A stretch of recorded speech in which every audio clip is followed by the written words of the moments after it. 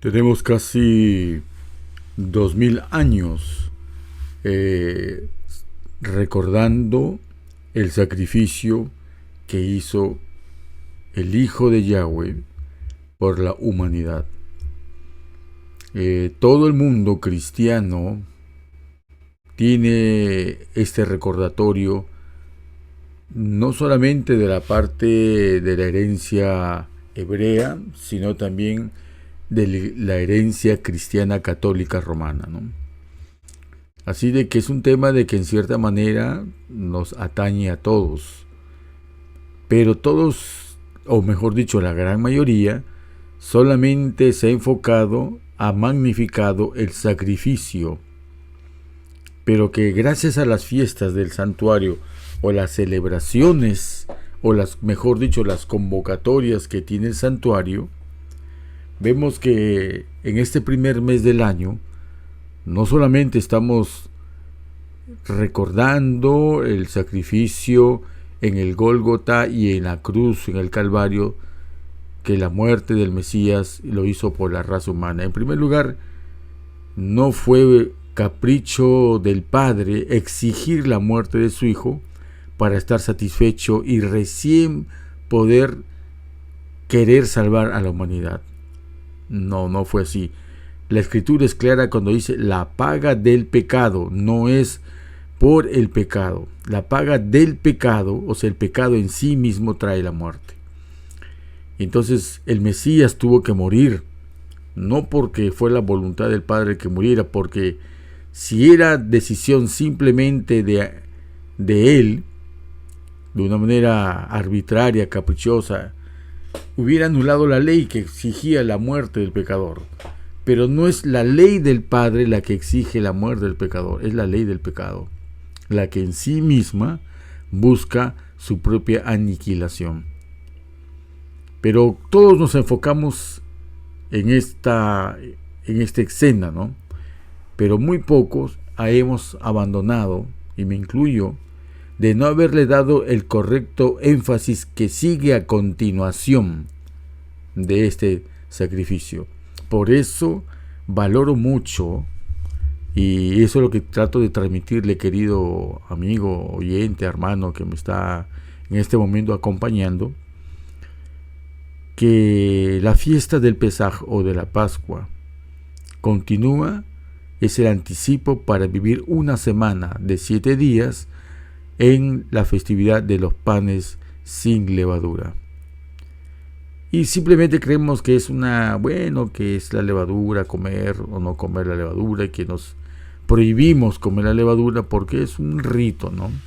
Generalmente el cristiano nominal no entiende esto, pero conforme ya hemos visto en la serie que nosotros hemos ido colocando, todo sacrificio o ocasión de sacrificio que había en la tierra, en el santuario, era una ilustración de que a través de los años, en las mismas fechas señaladas claramente en Levítico 23, que incluye y encabeza el Shabbat, habían sacrificios que simbolizaban que al vertir la sangre del animal, el hombre solamente permitió entender como un sadismo contra el pobre animal. Unos mejoraron diciendo, bueno, es el sadismo enfermo que tiene la humanidad de querer matar al Hijo de Dios. Ok, lo mató, pero no saben que la sangre es sinónimo de vida, y eso lo dice la Escritura. Y a mayor derramamiento de sangre en una celebración, convocatoria o fiesta, indica que la vida del Mesías está siendo derramada para nosotros ser curados, sanados, restituidos y finalmente salvados. Esa es la forma correcta de entender el sacrificio que hizo el Padre al dar a su Hijo, ¿no? Cuando celebramos en este año la celebración del Pesaj, entre los invitados que teníamos esta reunión, muchos se sintieron impresionados de la figura de que el pan simbolizaba un trigo molido, triturado, para poder ser hecho harina y poder ser asimilable al momento que lo comamos. También se impresionaron de que la uva tuvo que ser exprimida, estrujada, hasta que le salga todo para poder tomar el vino, pero que juntamente en ambos el aceite también del olivo tuvo que ser prensado para que sea mezclado con la trituración del trigo y al fin puesto en horno, tengamos nosotros acceso a un pan, que es lo que nosotros formamos nuestra constitución, ¿no? Somos lo que comemos. Y en la renovación del pacto, mal conocida como la Santa Cena, tenemos estas lecciones prácticas en nuestra vida espiritual. Tomamos la sangre, que es la muerte, en otras palabras, la muerte que derramó sangre, pero también entendemos que es la vida que se vertió para todos nosotros, que podamos tener una libertad de tomar esa sangre, porque su sangre está su vida, y todo aquel que bebe de su sangre en el símbolo del vino, está tomando y aceptando la fe del Mesías, y quien come el pan, come su obediencia perfecta en esta tierra. Y hoy vamos a estudiar esa parte. Y vamos a enlazarlo con el mensaje del primer ángel. Dice, y vi volar en medio del cielo a otro ángel que tenía el evangelio eterno para predicarlo. O sea, lo que vamos a leer a continuación tiene que ver con el evangelio verdadero, genuino, no el que nos ha dicho el cristianismo, que solamente el evangelio es cuando Cristo nace hasta que Cristo muere. Aquí, Apocalipsis, en la revelación que el Padre le dio al Hijo y el Hijo lo da a Juan, le está mostrando que el evangelio eterno es lo que sigue, diciendo a gran voz, temed a Dios y dadle gloria. En el mensaje del primer ángel dice que nosotros tenemos que tener mucho cuidado en qué evangelio estamos predicando, porque solamente existe un evangelio eterno donde se muestra el temer a Dios y darle gloria. ¿Pero qué es darle gloria? Muchos asumen que es una iglesia ir a cantar y cantar levantando los brazos y decir, le estoy dando gloria a Dios. Y creemos inocentemente, infantilmente, que eso es darle gloria a Dios. Vamos hoy día, a través de los textos que nos vamos a departir en este momento, ¿qué es temer y darle gloria? Porque la hora de su juicio ha llegado, y adorad a aquel que hizo el cielo y la tierra, el mar y la fuente de las aguas. No hay verdadera adoración si no hay primero temor a Yahweh y segundo si no le damos gloria.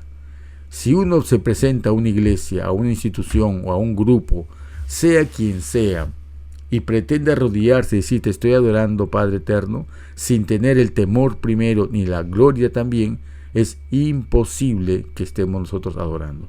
Así sea en el día correcto. Así que empecemos. La lección de la festividad de los panes sin levadura tiene mucho que ver con esto, de saber adorar al Padre en su temor y en su gloria. Empecemos. ¿Qué testimonio se da concerniente a la vida de el Mesías en la tierra? Y dice Pedro, en la epístola de él, dice, el cual no hizo pecado. Que dice, no hizo pecado, ni fue hallado engaño en su boca. Creo que todos hemos entendido que la vida impoluta del Mesías es una realidad. Él no pecó en ningún aspecto de su vida, fue impecable. Y aquí todos partimos de algo que estamos de acuerdo.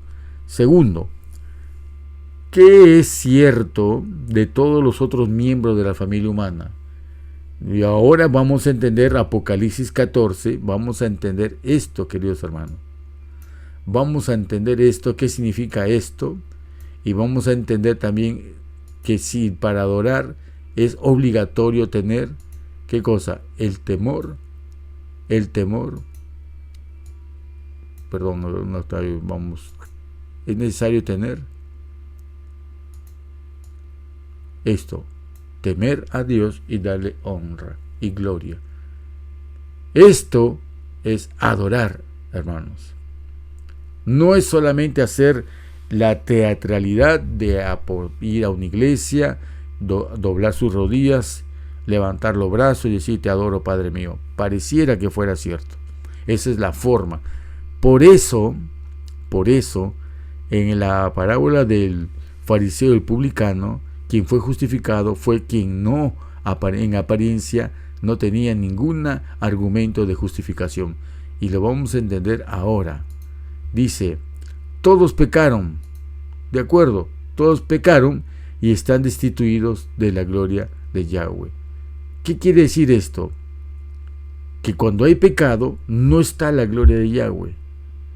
¿De acuerdo? Cuando hay pecado no puede estar en el mismo sitio simultáneamente el pecado y la gloria de Yahweh. Con esto nos vamos a entender esta otra parte. Entonces, ¿cómo pretendo yo dar gloria al Padre mientras tenga pecado? Es imposible. Así que el Evangelio eterno, el verdadero Evangelio eterno, para predicarlo en este tiempo, tiene que ver que si Dios nos está ordenando temerle y darle gloria, tenemos que vencer algo. Tenemos que vencer algo. Porque si nosotros pecamos, estamos destituidos de la gloria de Yahweh. Y si pretendo ir a una iglesia que se enseñe que yo puedo predicar el mensaje del primer ángel con pecado, aceptado, admitido, reconocido y no eliminado, es imposible pretender adorar al Padre y al Hijo, aquel que hizo los cielos, la tierra, el mar y la fuente de sus aguas. Es imposible darle gloria al Padre mientras que exista pecado en nuestra vida. Si encuentran alguna iglesia o predicador que diga que se tiene que pecar, entonces está reconociendo que nunca le va a dar gloria al Padre y que es imposible que esta gente tenga en sus hombros la responsabilidad de predicar el mensaje de los tres ángeles, porque desde el primero ya han sido a sí mismos segmentados para no estar dentro de la idoneidad que se exige. Sigamos. ¿Con qué pregunta retó Yahshua a sus enemigos? ¿Quién de vosotros me redarguye de pecado? ¿Hay alguno que puede decir que he pecado? Ninguno. Pero Él es el Mesías. Él fue engendrado con el Espíritu Santo. Nosotros hemos sido engendrados con un padre que ha sido violento para muchos, ha sido tirano, ha sido todo lo que ustedes quieran. Pecador, adúltero, asesino, borracho, lo que ustedes quieran. Y nosotros tenemos ese argumento de decir: bueno, mi padre no fue el Espíritu Santo. El Padre, a través del Espíritu Santo, no me engendró a mí. Mi madre no es la Virgen María, por lo tanto, soy distinto al Mesías.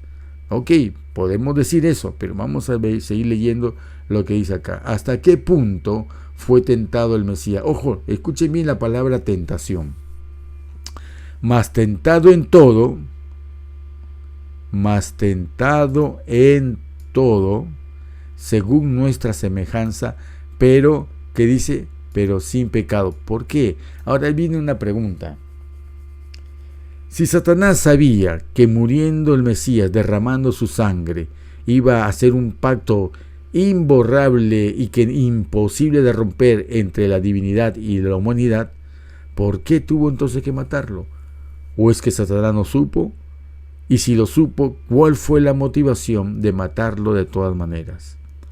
¿Saben ustedes ¿qué es el pecado? Es transgresión de la ley, ¿no es cierto? Y no es la única definición, hay dos más. Pero si el Mesías fue tentado en todo, pero nosotros no hemos entendido que en qué otro punto fue tentado sin que sea necesario que peque. ¿Cómo? ¿Es posible ser tentado en algo sin llegar a pecar? Pues el único que pudo ser tentado en todo, sin que corra el riesgo de pecar, fue el Mesías. ¿Y en qué momento fue? El querer salvar su vida y no morir por el temor, no era un pecado, o qué mandamiento de la ley de Dios violaría el Mesías si él abandonaba. Satanás puso contra la espada y la pared al Mesías. Ya había probado durante 33 años que era imposible hacerlo pecar.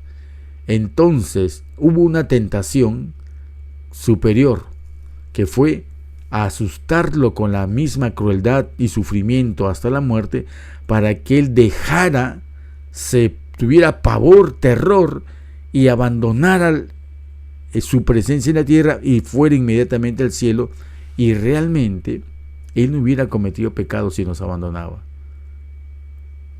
Pero sin embargo, la tentación más grande fue abandonarnos para no pasar por el sufrimiento, ni el dolor, ni la muerte.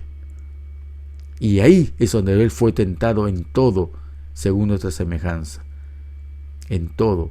Nosotros, o sea, la cobardía se entiende cuando el problema es tan grande que justifica tener miedo. El Mesías tuvo una justificación muy humana de tener miedo, y tener miedo no es pecado. No es pecado. Así de que la tentación más grande fue decirle: tú puedes salvarte, no pecarías, no te perderías, pero deja a esta humanidad que se hunda por sí sola. ¿Y por qué lo hizo? Y vamos a seguir leyendo. Número 4. En su humanidad, ¿de qué naturaleza participó el Mesías? Así que por cuanto los hijos participaron de carne y sangre, él también participó de lo mismo, o sea, de carne y sangre. Aquí viene la clave, hermanos, de la pregunta anterior. Para destruir por la muerte al que tenía el imperio de la muerte, es a saber, al diablo. Lo voy a resaltar aquí. Para destruir por la muerte al que tenía el imperio de la muerte, es a saber, el diablo. Si él hubiese abandonado a la humanidad para ir por el gran terror, legítimo terror, a la forma como fue agredido, maltratado y asesinado, él no hubiera cometido pecado. Pero al irse él hacia el cielo, él no hubiera podido destruir por la muerte al que tenía el imperio de la muerte. Si él se iba otra vez al cielo, permitía a Satanás tener el imperio de la muerte, y nunca la humanidad hubiera podido liberarse de esta maldición, que será el primer enemigo que cuando el Mesías venga sea vencido: la muerte. Así que hay tremendas formas que agradecerle al Hijo, a Yahshua, nuestro Mesías, de que él haya soportado semejante magnitud de dolor, sufrimiento, de ser triturado, molido, estrujado, pisoteado, para que pueda vertir su sangre y pueda el trigo de su cuerpo ser molido en harina, para que podamos, con el aceite que también se estrujó su corazón, pueda mezclarse y podamos nosotros hacer parte de nuestra naturaleza. Todo lo que comemos se hace parte de nuestra naturaleza. Y en el día que renovamos el pacto, el símbolo del vino, como el símbolo del pan sin levadura, se hacen parte de nuestra naturaleza. Así que si su naturaleza de él es no vivir con pecado, esa naturaleza nos enseña en la fiesta de los panes sin levadura que también podemos tener la misma naturaleza de vivir sin pecar.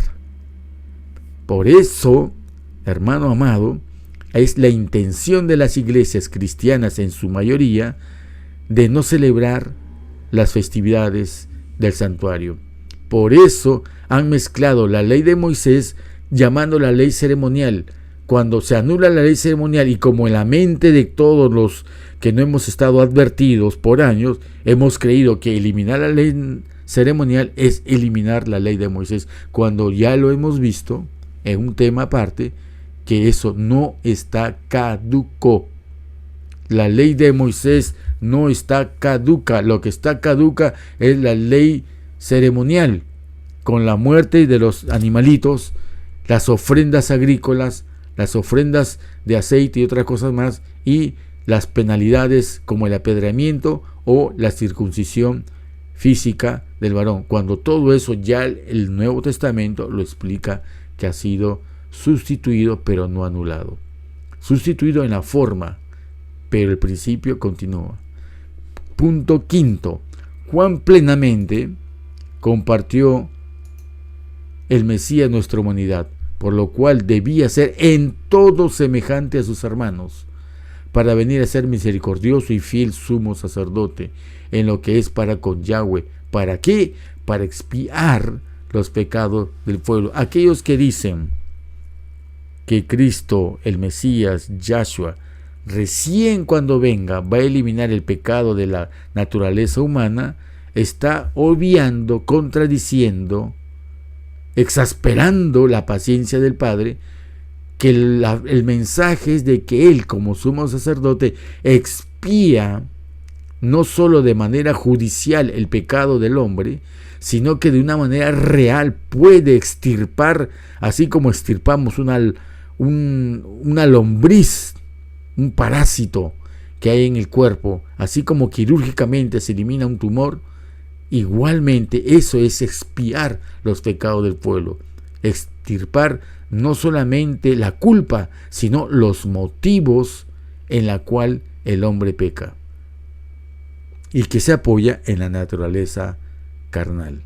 Vamos dando cuenta, un comentario.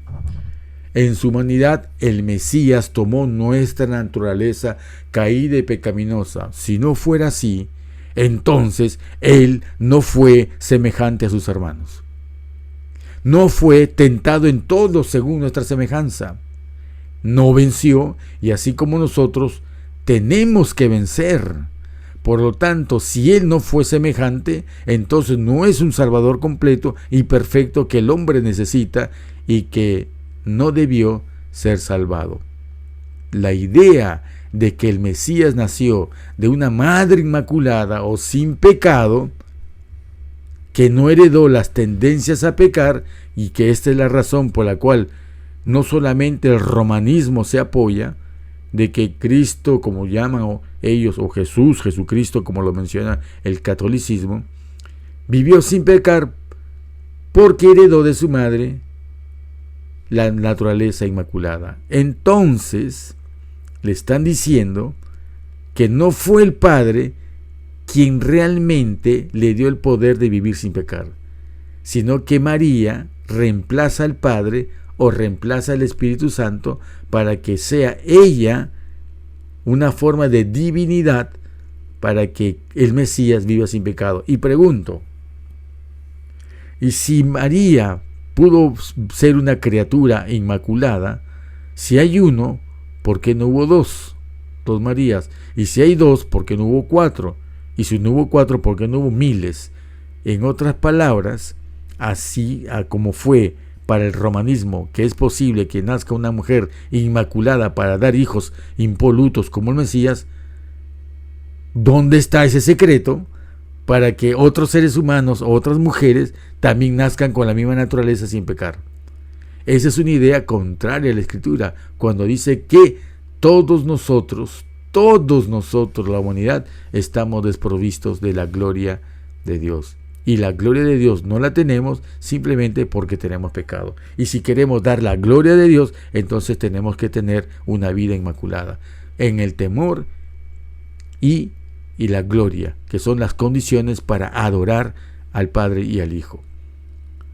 Dice, y por esta razón, o sea, por haber nacido de una madre inmaculada o sin pecado, Yahshua el Mesías no pecó, lo que saca del dominio de un mundo caído y del mero lugar donde se necesita su ayuda.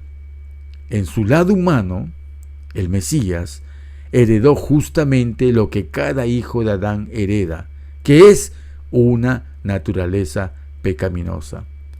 En el lado divino, desde su concepción, Él fue engendrado y nacido del Espíritu. Ojo, y aquí viene lo que decíamos, podemos argumentar que Cristo vivió sin pecar porque simplemente Él nació del Espíritu Santo, que es el medio como fue engendrada María. Pero como mi papá, a quien yo lo conozco, es tan humano tan lleno de defectos, que imposible que Él me haya transferido una vida con una fortaleza para vivir sin pecar. Al contrario, heredamos de nuestros padres las mismas tendencias y los hábitos de vida, que por eso muchas personas en el plano físico tenemos las mismas enfermedades de nuestros padres y de nuestros abuelos, no porque se herede un gen que nos obliga a pecar, o nos obliga a estar enfermos de sus mismas enfermedades, sino que hemos heredado la debilidad por pecado, y que nuestra naturaleza cada vez es más débil conforme vienen las generaciones, y que además hemos heredado los hábitos de nuestras familias, que al repetirlas aparecen las mismas enfermedades de nuestros padres y abuelos. Cosa de que la epigenética nos ayuda a entender que si corregimos esos hábitos de nuestras familias, podemos liberarnos de la maldición de las enfermedades de nuestras familias. Ok, siempre me salgo un poco del tema, pero creo que es bueno decirlo, ¿no? Esto fue hecho, y todo esto fue hecho, ¿para qué? Para poner al hombre en un lugar de ventaja, que es el que el Mesías haya nacido con tanta tendencia como la nuestra. ¿Para qué? Para demostrar de la misma manera que cada uno que es nacido del Espíritu puede ganar victorias similares sobre el pecado en su propia carne pecadora. Entonces pregunto, si yo voy a un médico y me dice, tú tienes que tomar este remedio, ok, voy a la farmacia, compro ese remedio y lo tomo y sigo enfermo, ¿qué puede ser? O, uno, que lo que recetó el médico no es el verdadero remedio que necesito, o dos, que sí fue la verdadera receta que me iba a ayudar a la enfermedad, pero que el farmacéutico me vendió otra cosa con el nombre de la medicina correcta. ¿Cierto? Entonces, si la Escritura menciona que todo aquel que es nacido del Espíritu puede vencer el pecado, o una de dos, o Cristo el Mesías nos dio un engaño al decir que con el Espíritu podíamos vencer, como el médico al decir, con este remedio te puedes curar, o donde vamos a una iglesia que nos diga que ese Espíritu que nos dicen creer no sea el verdadero, sino el falso. El que las iglesias oran y que haya predicadores que hablen de que hay que aceptar solamente la parte del amor y no el vencer, es porque es una forma de reconocer que el Espíritu Santo de su Dios filosófico llamado Trinidad no tiene el verdadero poder de dar al creyente la fortaleza para vencer el pecado. Así de sencillo, hermanos. Toda iglesia que tolere, bueno, pues mis hermanos, ustedes son alcohólicos, hagamos una iglesia para alcohólicos. Bueno, mis hermanos, ustedes son adúlteros, no, pues ¿qué vamos a hacer? Hasta que el Señor venga, ustedes recién se van a curar. Hagamos una iglesia para los adúlteros. Bueno, ustedes son homosexuales, no pueden cambiar. Sí, pues el espíritu que tenemos como que le falla la fuerza, ¿no? Es medio gelatinoso, medio aguadito, está diluido, no tiene poder ahora. Es tan grande su pecado que hay que aceptarlo con buena manera. Lo que Dios quiere es que los ama. Así que, como su espíritu falla en que no puede vencer el pecado, hagamos pues un ministerio para todo el movimiento gay, LGTB+, y todo lo demás. Porque el espíritu que predican en esas iglesias no es el verdadero espíritu. El Dios filosófico llamado Trinidad ya muestra el fracaso de su teología. Y vemos que en sus predicadores, cuando mencionan de que es preferible la unidad que al cuarto mandamiento, que el del séptimo día, es porque han reconocido y reconocen vergonzosamente que el ir a ser validados en instrucciones jesuitas en sus facultades, reciben una estafa que no ven. Es como si yo tengo una oscuridad de la noche y digo, debo de comprar un foco. Voy, compro un foco caro porque pago mi curso de maestría en teología que me enseñan los jesuitas. Voy a la iglesia adventista, me enamoro del movimiento de la doctrina, quiero ser pastor, junto mi dinero con una tarifa bastante alta y cara para estudiar en la universidad, y lo que recibo como remedio, cuando lo aplican en sí mismo, vemos de que no hace efecto. Predicamos una iglesia que es un hospital donde hay un médico que cura, y conforme pasan los años nos damos cuenta que el médico sigue enfermo y que los enfermos siguen cada vez más enfermos. Entonces viene la pregunta: ¿qué está fallando? Y como repito, el Dios filosófico de la Trinidad está mostrando su incapacidad de poder dar al creyente el poder para vencer como el Mesías venció. Por eso dice así: y así cada uno debe de vencer como el Mesías venció. Apocalipsis 3:21. Sin este nacimiento, que es en el bautismo para nosotros, no puede haber victoria sobre la tentación ni salvación del pecado. Cuando veamos una iglesia que tolera el pecado y que lo admite, que los pastores tengan fallas tan garrafales contra los laicos, como vamos a ver ahora más adelante, indica que los mismos que se fungen de pastores o médicos para ayudar al pueblo a ser sanos, si ellos están enfermos con tanta teología, años de estudio, si ellos todavía no pueden, a pesar que guardan el sábado, con la ventaja de tener un sueldo fijo y que exigen a la iglesia que la gente deje de trabajar pero no deje de dar diezmo, esa falla tan garrafal que se ve todos los días que se va a la iglesia, nos muestra que su teología del Dios filosófico llamado Trinidad muestra su falsedad al no tener el poder de darle al hombre vivir sin pecar. Punto número 6. ¿Dónde condenó Yahweh en el Mesías al pecado y ganó la victoria para nosotros sobre la tentación y pecado? Muchos leen que Yahshua venció para tener una victoria, para que yo tenga el pretexto de decir, bueno, Él es el que vence, yo no estoy llamado a vencer. Así que cuando yo peco, bueno, tú eres mi tonto útil, te pido perdón, ya tú pagaste, tú moriste y yo sigo acá esperando otra oportunidad para satisfacer la carnalidad que me gobierna. Es así como hacen. Y lo hacen desde los ministros, pastores, hasta sus juntas de iglesia, y lo hace el pueblo. Porque tienen un Dios filosófico que ha mostrado su falsedad. Por lo que era imposible para la ley, por cuanto era débil por la carne, Yahweh, enviando a su Hijo en semejanza de carne de pecado, y a causa del pecado, condenó al pecado en la carne. Este es el principio que todos los 144,000 han entendido, y que siendo pocos es el número de los que serán salvos.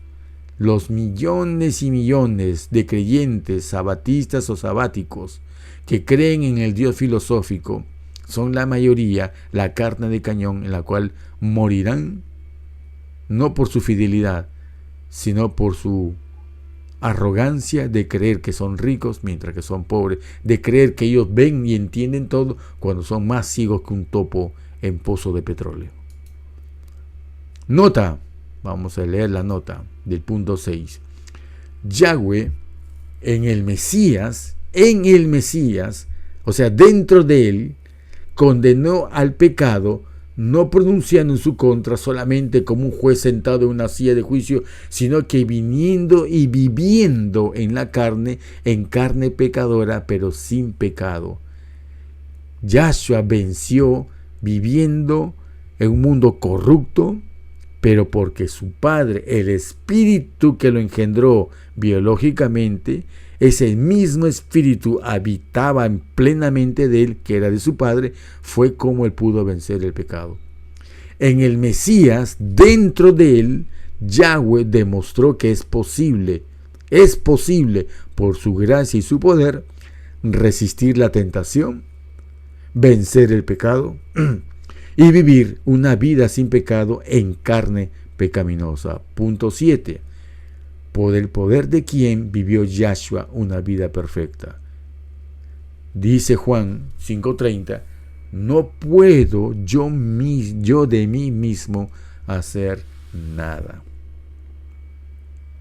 Por esa razón, él tenía que orar, ayunar y estudiar la Escritura. Y en esa oración en la cual oraba, ayunaba y estudiaba, tenía y era capacitado para vencer en el día. No para un mes, ni para un año, ni para un siglo. Por día. Las palabras que yo os hablo, no las hablo de mí mismo, mas el Padre que está en mí, Él hace todas las obras.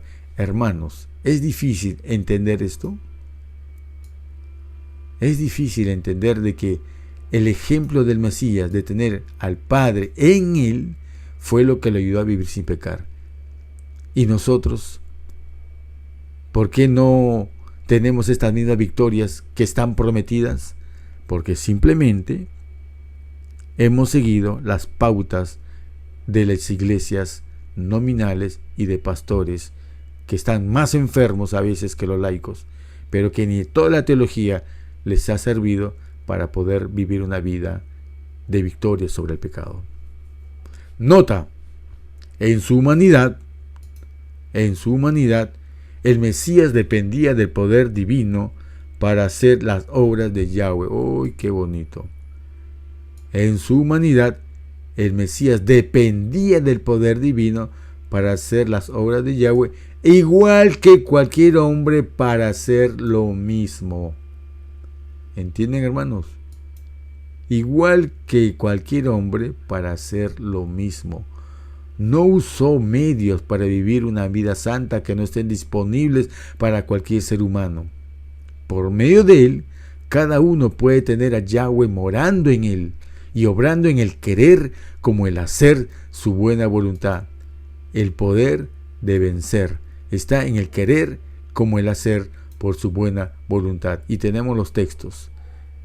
Punto número 8. ¿Qué propósito abnegado tuvo siempre el Mesías por delante? Y dice, porque he descendido del cielo no para hacer mi voluntad, sino para poder hacer la voluntad del que me envió. Un general manda a sus soldados a la guerra, los manda sin zapatos, los manda sin abrigo, los manda sin alimento y los manda sin rifle y los manda sin balas. Pregunto, ¿es coherente ese general de guerra en tener un ejército que va a la guerra más importante desprovisto de esta logística para él? Claro que no. Ahora, ¿cómo él puede mandar a su hijo cargado de qué herramientas que le son útiles para que él como soldado pueda haber ganado la victoria?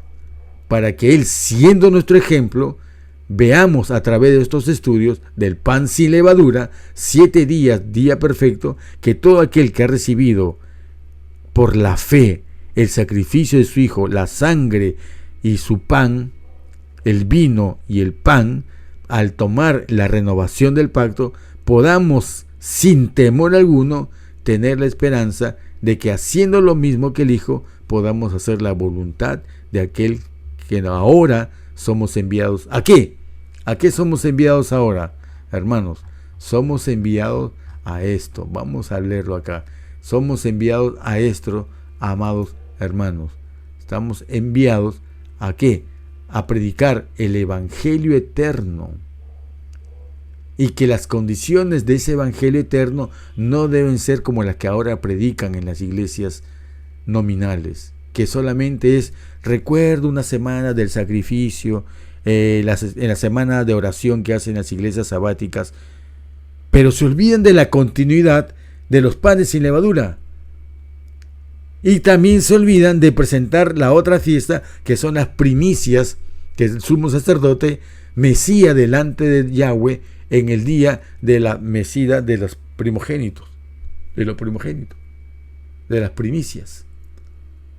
Es necesario retomar la ley de Moisés no mezclándola como si la ley de Moisés fuera igual que la ley ceremonial. Es una parte que ya caducó y se ha modificado, adaptándola ya no en la sombra, sino en su contexto legítimo. Y pregunto, ¿ha terminado de aplicarse el plan de redención? Porque la ley de Moisés es para el plan de redención. Si ya decimos que el plan de Moisés ya está caduco, entonces tendríamos que enseñar a los demás que ya el plan de redención se cumplió y ya no lo necesitamos. Así que, siendo eso una tontería grande, tenemos que entender que la ley moral más la ley de Moisés, ambas forman la ley cuyo corazón, cuyo emblema, cuyo sello es ante todos el símbolo y del mandamiento del cuarto, que es el Shabbat del séptimo día.